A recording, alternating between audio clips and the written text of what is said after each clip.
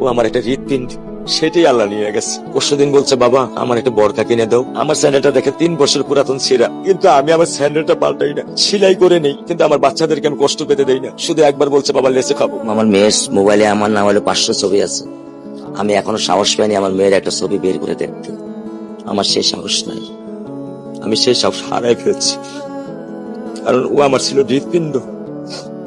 ওর জীবনে এমন কোন চাওয়া নাই যেটা আমি পূরণ করি নাই। পরশুদিন বলছে, বাবা আমার একটা বরকা কিনে দাও। আমার চাচতো ভাই বললো, ভাই ইসলামপুর থেকে 300-400 টাকা পাওয়া যায়। আমি সাথে সাথে মিনি মার্কেট থেকে আমি 1000 টাকা দিয়ে আমার মেয়েকে বরকা এনে দিচ্ছি। আমি দরিদ্র, ভাঙা বাসায় থাকি, কিন্তু আমার সন্তানদেরকে আমি কখনোই দারিদ্রতার স্বাদ পেতে দেইনি। দারিদ্রতার স্বাদ পেতে দেইনি।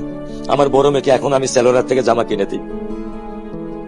আমার স্যান্ডেলটা দেখে 3 বছর পুরাতন ছিঁড়া, কিন্তু আমি আমার স্যান্ডেলটা পাল্টাই না, সেলাই করে নেই, কিন্তু আমার বাচ্চাদেরকে আমি কষ্ট পেতে দেই না। শুধু একবার বলছে, বাবা লেসে খাবো।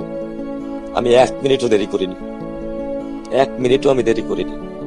ও আমার একটা হৃৎপিণ্ড, সেটাই আল্লাহ নিয়ে গেছে। আলহামদুলিল্লাহ, শুকরিয়া, আল্লাহ দিছে, আল্লাহ নিয়ে গেছে। আমার কোনো কষ্ট নেই। আমি তো চাইলে পারতাম না, অনেক দম্পতি আছে যাদের সন্তান নেই। আল্লাহ দিছে, আল্লাহ নিয়ে গেছে। আমি আলহামদুলিল্লাহ করি আল্লাহ গেছে। আমার কোনো কষ্ট নেই, আমার কোনো কষ্ট